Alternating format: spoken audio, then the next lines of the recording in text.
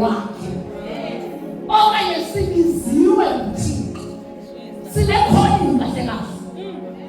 Amen. Silithela kancinci le ndaba bazalwane. Seluliwe sakhethwa sekukhona ibukathi called marriage. Hallelujah. Uma wena usizise ngokusithemba kulomthathu, no failure, no divorce, no divorce, no divorce. Asithandana akudivorce. Hallelujah.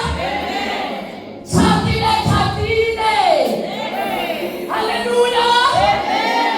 Hayi ufuna ngiqale chatile nawo uthi sana.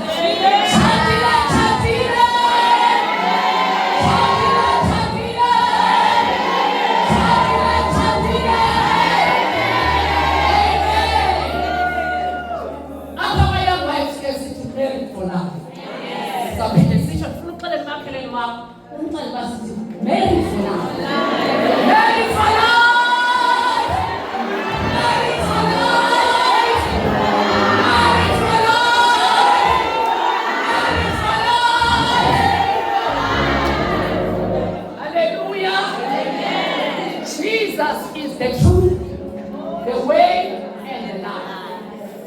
So sithandane naye kahle nguYesu. My God because abe uYesu ezawubuya ezolanda ibandla lakhe, ezolanda umshakazo sithi. Hallelujah. Niye ibona into esibizela kuyayincanga. Anifundise ukuthi hayi womthatho ukhala umthatho le ndoda. You might understand. It's not about you here. It's about God doing power and judgment. Being a suitable helper. I don't know what to do. Hallelujah. We tell us fast, the helper. We New Testament. What is he helper? The Holy Spirit. Uyazona ulinganiswa no Holy Spirit. Osisiqu sikaThixo. Ndifuna uveza ukuba ungakodwa. You are extraordinary. Akukho into lokufuna uyihelpa ngoba unehelpa engumoyeni wenu. Bakhona abantu bazana nomoya wenu lapha. Ukhona umfazi woma naye umoya ingcwele. Phakamisa isandla. Akaphakamisa isandla intombi naye umoya ingcwele. Azonke umoya ingcwele. Azalwana namukelekile ekukhoneni benkosi. Apha kwaYesu. Oh yes. Apha kwamoya ingcwele. Mamudlomo kana young wives. Young wives kwamoya ingcwele. Uyaqaphela lapha we allow him amove phakathi kwethu. Engekho yena kulilise. Glory to Jesus. Siyabulela kakuThixo olenzile isuku nalisuku eliphumelelayo. My God because this is the day that the Lord has made. He has made it for us to enjoy and to rejoice in the Lord. Uyangqaphela ukuthi ufuna nje sihlale sivuya. Amen. Uthi ndaphinda ngithi vuyani enkosini. Akafuni umfazi onqapheleyo. Amen. Umpheliswa yi-problem. Ingxaki esendlini. Uyisuthele the helper. Uzonceda apha endlini. Yibona benza mayithini iphuma ngalamnyango. Jesus. Amen. Hallelujah. Khona umoya ingcwele. Uyahlala nomfazi. Khona umoya ingcwele. Uyamfundisa umfazi. Azinze. Hallelujah. UThixo apha ukhona ukutransforma from glory to glory. Hallelujah. Usitransforma sisemthathweni wakhe because umthatha ungcwele.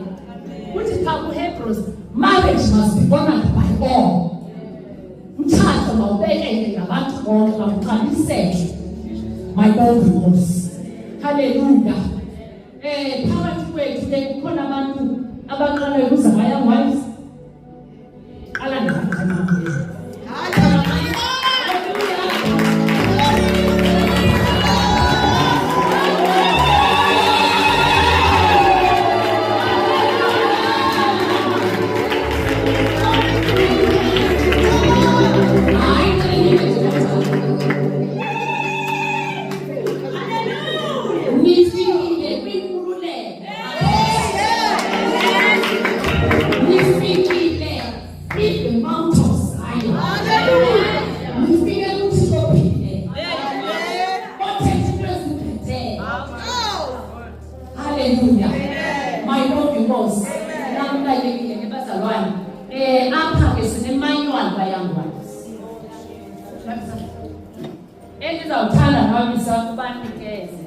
one by one to understand what is young wives.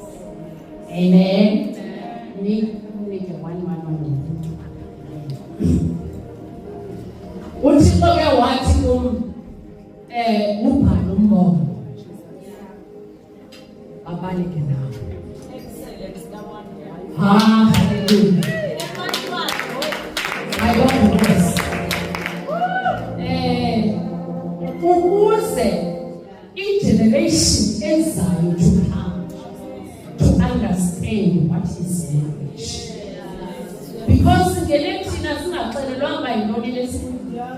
Sithuma umathandana nje ibhatha nejeko. It's all about me umphatho oluthile. But afuna yezosebenza apho.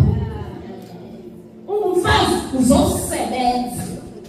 Khona ukuze indoda yakho izuzeke izuzeka ngehambo yakho mfazi. Yemba yonke lapha kuthi uphinde uthangane wakhe umfazi. Ngeke bakwenza lapha kuthi uthi ungathiwa indoda inhloko yomfazi. But kuthiwa wakhe izubani umfazi. Umfazi uxabisekile yilo isathane engamfunikanga umfazi. Wazabi Yesu umfazi. Hallelujah. Nathi sizali kings and priests. Sizali queens. Uthishele nje uthi ubhizi wakho umuntu esitelekweni sakho. Uhamba nje ubhizi wenza amathambo. Isiteleko sakho. Wakho uthixo. Uthi what na hello? You're not ordinary. Awumuntu nje. Awumfazi nje. Awuthandana nalobhuti nje. There is a divine power and a divine purpose. Ubomi bakho. Ifuna ke umfazi udiscoverishe njengoba Thixo undibizele ntoni kulo mzi. Ngathi ndifike emthathweni ndathi Thixo andizange ndathatha. Ndibonile ukuthatha ekhaya. Ubungekho wethi into yoba ndingathatha. Mama notata babexabana everyday. Wathi mama ndithi ndiyathatha. Wathi lapha emthathweni ubona umthatha nje. Ndathi mama owam uThixo uzakwenza umthatha. Andithethe ukholo qha. Because ndangana mentor okanye ndangazana nawo ukuthatha umhle. Ndafika emthathweni ndathi Thixo ndifundise ukuthi ukuthatha. Wandifundisa uThixo. Wandifundisela izwi uThixo elipha First Peter chapter 3 verse 1. 18 wives submit your own husband. Ukuze babone apho uthi izithipa ungathethanga. Njengase mama uthetha ngokuzithethelele yathi pha befunda la wathi ngiyaphaya wathi nje uthula ungathethi tu falo wakho. But ekugqibeleni wazithethe uthi hallelujah. It's always my testimony bazalwane. Ngibona uThixo hamba nemthathweni. My God because apha ke bazalwana sikhona ngokusapotana. Okay, that's it slide. So, ukwenzeka yonke umuntu ongayi-understand. Hallelujah. Young wives, Young wives is a group of wives that are sharing the word of God and praying with the aim of encouraging and supporting other in marriage. Young wife is not a church or a business, but it is the move that welcomes every wife from different denominations. As you as we recruit for our this is the move of God. I'm a servant here. I may lead children that I need them, but I'm a servant. I serve. I was here from Wednesday. Serving about being a leader is a root of serve, not to be served. Amen. Hallelujah. It is not affiliated with any specific church or business, but it's a move open to everyone from all denominations. The Spirit or the Holy Spirit is the owner of young one. He is the one guiding us to do the will of God. Ukwenza ilizwi likaThixo emthathweni. Kudala kushiyela bazalwane. Kudala lithethe ilizwi likaThixo. But ukwenza into eqalileyo. Ibe ithi iBhayibheli, be the doers of the word. Athi uThixo wasifuza usifuza ngokwemisebenzi yethu. Senze ntoni? Senza njani? uThixo ke uyasifundisa into yoba singabafazi masiwathobele abayeni bethu okanye amadoda ethu. Emphasize kakhulu uThixo dibana phaa uThixo thetha nomfazi always uthi mfazi submit your own husband. Sibizele loo nto is our mandate. Submit njani lo mntu ubona uba ngathi akafuni apha ecabanga, but you have to submit.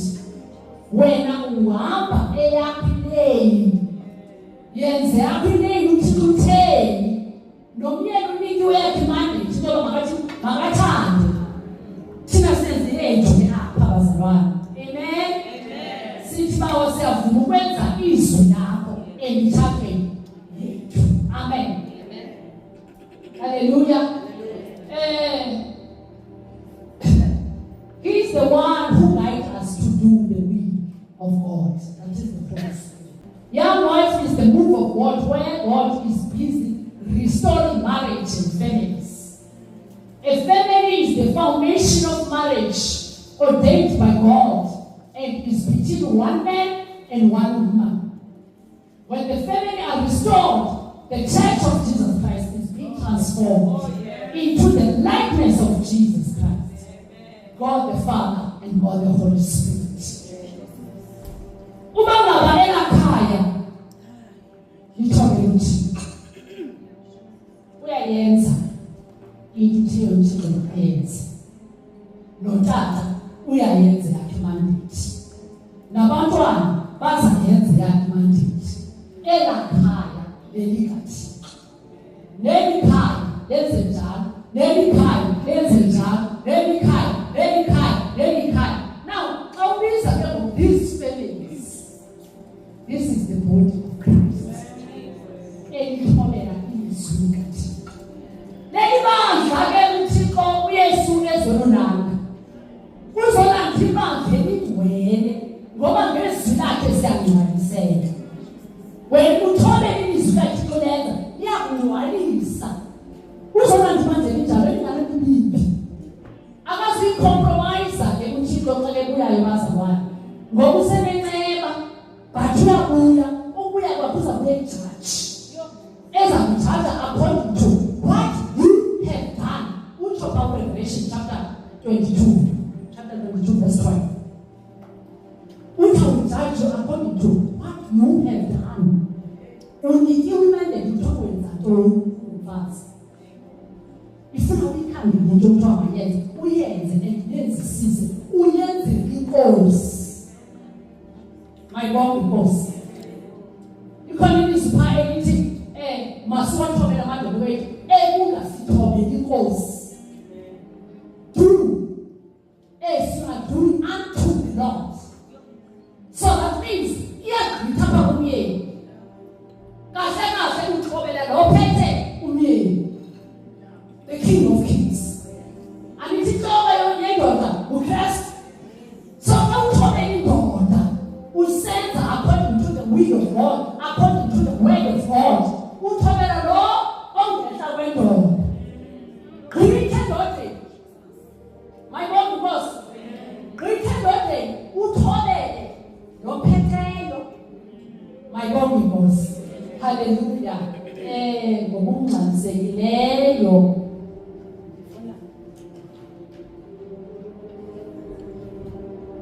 Okay, sine vision up. It is to empower young wives for strong, healthy, and long life marriages for the glory of God. Imitshato ingabibhekebheke. Ibe strong. Okanye umtshato wakho ube strong, ube healthy. Umuntu xa lejonga qonda uba wena la mtshato kabani. Aze qonda uba ufuna umentorisha. Because wena wakhetha elizweni laThixo. Amen. To improve their own livelihood to become a wife of the Lord character. Sakhe imitshato ne? Sakalathi. Ona wazwaphutha makhulana. Ngithe ukuthi sakhe imizi yethu kanje imitshato. Sakhe imizi awuzikwazi wakha la mzi ungakhekanga. I-character kaKristu. Amen. Kahle njani umtshado lo uthela insindiso. Because kufuneka njani unazo ezaziqhamu zikamoya. Patient, kindness, forgiveness, love, patience, self-control. What's your name? Joy. What's your name? Joy. What's your name? Ngabe umama njeekumbile. Kuma nomntwana combination. Ukuba wonke vele bejabula ebubi. But sibizelwe kujoy.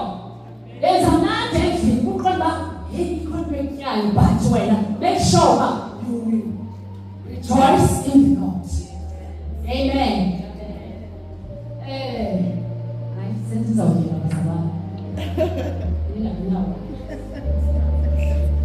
self-mission to restore hope in marriages, support, transform marriages, and to promote unity in marriage. Emtshatweni Sathana sambona udlangile wenza uyahlula ukubotshwe nguThixo abethi uThixo ukubotshweyo nguye bakungahlulwanga. So apha silapho into abasihlale simayele namadala uThixo sizele kubo. Hallelujah. To eliminate a high rate of divorce, I will divorce of phandle niyayinqabela ize ngathi fashion baza bayenzela nephathi ibe ngathi nje into emnandi le abe esithi uThixo I hate divorce. So when we thanda njani into engathandwa nguThixo uyanjani uThixo ayicaphelayo. So apha ke bazalwana siyafundisana ukuhlala emtshatweni ngendlela eyiyo. Siyakhalelana kuyakhalwa umntakhale siyathandazelana bazalwana. Amen. Ungahlali kakona unxunguphela kulamzi wakho konto ba hey une-stress udibe ne-depression ucaba uzolala kwasemax ngenxa yomthatho. Ikhona isolution inguThixo womthatho. Thixo uyakufuna ngothandazayo ungathandazeli xa wena kuphela. Thandaza pha endlini unwine kuThixo ngomthatho wakho. Unwine kuThixo ngomyeni wakho oselayo. UThixo uthembe wena ezifana myeni uzaphunga ngawe. njengoba umuntu uzazenzeke bathi uthi ulinde wena umsise ukuthi uthi babo nansi indoda nansi inhloko yekhaya khayibonke khawuyenze ibe ngendlela eyiyo so ubizele lonto isuited helper my God propose to uphold the biblical standards of marriage and make their homes the center of Christ like living. Siphila ngezu izwi linamandla elivwa ubumnyama bobana ulibize endlini yakho apho ubona kukhona usathane ogqomayo uthi hey no weapon formed against us shall ever prosper. Ulithethe ilizwi indonga ziyeva ngokuthetha izwi. Amen. Uthi xa ubuhlungu kubi uthi no divorce. Uthethe uphase uthi andizudivorce I will stay kulo mthatha athi Yesu abuye. Hallelujah. Sibizele lo nto abazalwana silapha ke bengifuna nje ukwenza i-vision mission ukuba ngi-understandwe ngabantu bonke. Abazalwana sinelizwi esinikiweyo nguThixo. Nayi izwi esimele ngalo bayangwazi. UThixo wanika elizwi xa ndibona i-hierarchy divorce zenzeka. Wanikeza uTitus chapter 2 verse 3 to 5. Apho esithi the old women must teach the young women. Amen. Silapho omama bakhulu babafundise isifazana esinye. Yachaza ke phaya ba omama bakhulu qala bona mabaziphathe njani. Amen. Hallelujah. Ithi mabaziphathe ngwele as a woman who should live a holy life. Omama bakhulu, they must not be slanderers and slave of the wine. Amen. Sandebe ngomama abagobhozayo. Senjeba tugobhoza ku cellphone ngwe. Esemphayi napha yagobhoza. Ixesha lokuthanda sebeyathanda elubhisa gobhoza. Uba ubonile mbonile nje into yazi lo myeni undidikile yuhandidwe finish lo myeni uxelela omnye umuntu ungaxelela uThixo yakhoboza uzokhoboza umyeni wakho umuntu uthi andidikwe ufike wenza lo so apha sibizelwa ngakhoboza ungathiwa bangabi slaves sewine ikanti into yoba abafazi bayasela so uthoba bangaseli abafazi akuvumelekanga umfazi asele uthi ayithatha iwani lasiqini wesistress asibizelwanga loo sibizele kungcweleni holy life. They must teach what is good. Mamathisha kulungileyo omama bakhulu mamathi mntana izawugqitha lendawo uyahamba kajonga mna ngahlelwa ngu-ABCD but ndikhona satele mtshathe nawusithi mamathisha omama bakhulu bangathawuhlala njani uyageza nomini sizilanga loo nto hayi wenze kanje uyeke uzazibonele yakha umama teach what is good. Amen. What is good in order to train the young women to love their husbands. Abathande abayeni babo. Umyeni ka usamsithi ngiyathanda. Umyeni you respect. You honor as a king. Mbeke ndaweni abekwe nguye uThixo. He is ordained by God to be your head. Mbeke, ngobenje mbeke. Amen. You know, uthetha ukhona balomalo mama. Xa ubeke endaweni yakhe, ushatshintsha bese endaweni yakhe. Nawo uzofuna ukuthetha down umyeni wakho. Uthetha hleka phansi uzaba yilento ufuna makayi khona amandla elilumini lethu so masike lento sifunayo ngabayeni bethu amen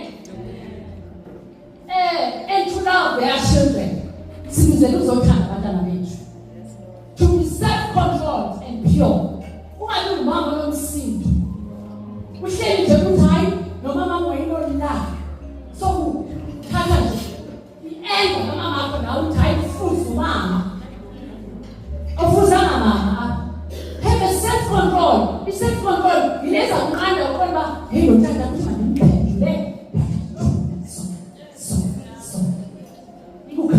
self-control. Go, you're wrong. You like to do it. I'm confident. This is your key. And to pure, impurity, equal, and charging. And it says, illusion. Situ na ayo na bantu na kabe niwe, abazi tunewe, yowe kiponi piki na kuti kwende. Kama kwanza afafundisa ubungcwele abayiphili holiness ungayithatha ejola phana uyojola uthetha ngelo ngokuphophula zakuqoneleke SMS zikabalibali uqonba nawo mama awulandela ambeke washathana la uqonba nawo uyamjokolela kanti sengena njani song afuna ukukhupha date kanti ungenile ke as excellent charity.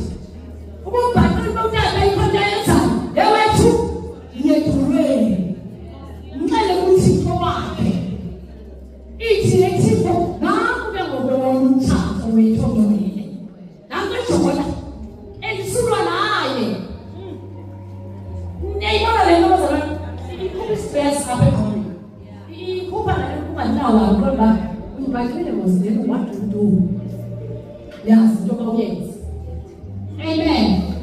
And to be a good housewife. Babe, ithi phambi sikoza. Basebenze emakhayeni abo. Sandeleke society eno-aunty emakhayeni. Ufumanise uba wedlulelwa nebhedile u-aunty. Kodwa unabo ukuzelele yabo nomyeni wami imithi iBhayibheli mayilenziwe luthola bana abantu wenza ntoni xa begcina lapha kanti wena unikwe imandla ngokwendlula lapha uyathandaza uyayi-anointa lapha uyayithandazela uyamthandazela ngoba ayineza amahla zomyeni wakho uyamthandazela ezakawusi suthi ungadali mhlawumbe uzazibeka apha zibeka khona manje hoyi bazalwane is our mandate ayinela umyeni wakho lezakawusi zihlambe hayi waphendwa amen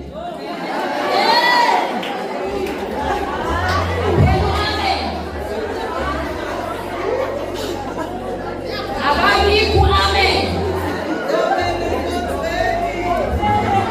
bazalwane angithi si-anointiwe nguthixo uthixo si-anointiwe ngobuvule bakhe ngoba usibeke kwiposition okanye kwi-responsibility kamoya oyingcwele now ke ngoku xa uhlambe ezakawusi xa u-ayinela laa myeni wakho uya-anointa u-anointa impahla zikhini ahlale kulaa bhedi amanye abantu bayithetha noyithetha ibhedini labo because it's holy bazalwane it's holy don't take it for granted so uvuka nje ukhawulisa uhlamba uthi ungqonde emsebenzini make your bed sheba uklini endlini yakho akuhlala khona nomyeni wakho ngokuhlonela umyeni wakho so ithi masisebenze kungasebenzi okanti kucaba u-anti uzawuzisela umyeni wakho ngetrain wena ubhizi no-WhatsApp phakula sofa wenze nje naku u-anti ezisezokhofa hayi bazalwane sikhunda apho because into ezawenzeka uzaba attracted land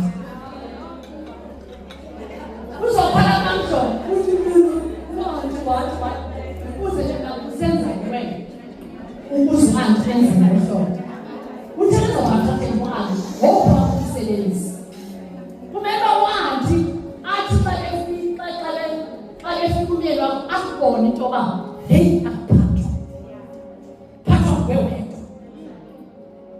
andinokuphekile phambi kufika late athi bekela kahle uyamsela. This is your key, Pastor. No sabo wayisithi nje Nkosi yami. Wait my Lord, ladies. We take the other side for granted. We take it for granted. Amen. Amen. Sebenza mzalwane, sebenza mama. Amekline yakhe. Je uthatha xa befika qonba unkosikazi lowenze kahle. Amen. Kungathi ngomandi my Lord. Ushizwe abazalwana uthi mabodlo. Hayi ungathi mabodlo uthi. Usho ntoni? Good housewives. Abasebenzi who submit themselves to their husbands so that no one will speak evil of the message that comes from God. Ithi phambi Xhosa ukuze ilizwi likaYehova lingahlaziswa. Yabona yonke le nto Thixo mayenziwa apha. Kwenze ilizwi lakhe. Ngoba he honors his word. When his word uhlonipha umthetho wakhe awenzileyo. Mjonge phaa endlini Thixo dala umthetho. Sorry. Yafika inyoka, yafikela umfazi. Uthi ngafikela indoda. Watya uLeva, wathula kodwa ngomthethwe naye. Wathiwa Eda ningavikilanti. Watya uLeva, wathi ntasendlini nomnya watya akazi ukuba uthi utheka. Ngiyayibona indoda. Nijoni indoda. Ngiyifundile na. Ayifuni ukuthetha kuphambili. Ixelele nje. Wathiwa sutya phaa. ULeva phambili wena ngabe uyikhuleka.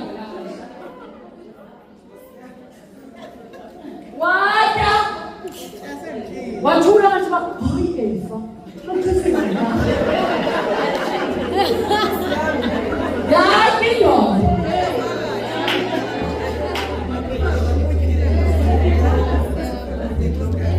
But into endiyiqaphelayo uThixo zange abahlule bobabili.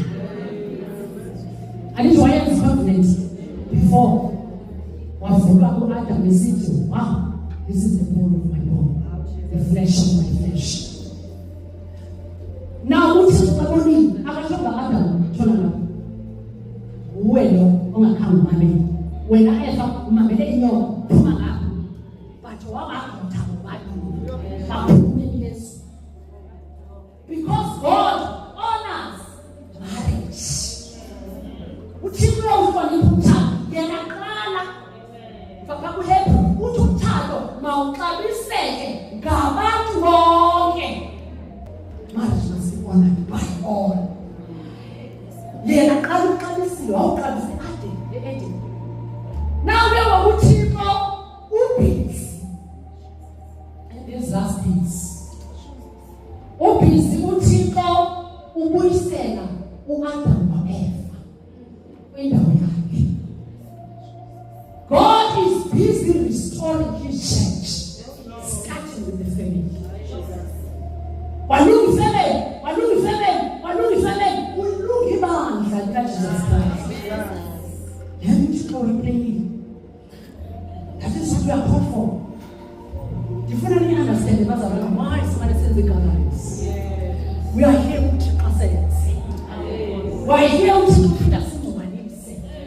We are here to go asifundise ukuyokwenza emakhaya, ukuyokwenza kubayeni bethu, kubantwana bethu. Amen. So masiba kuphosi ke igatherings. Yaza ikhona into eyincane ozaphuma nayo. Noma incane kangakanani but ufike uyi-apply uzawubona ihluko. Hallelujah.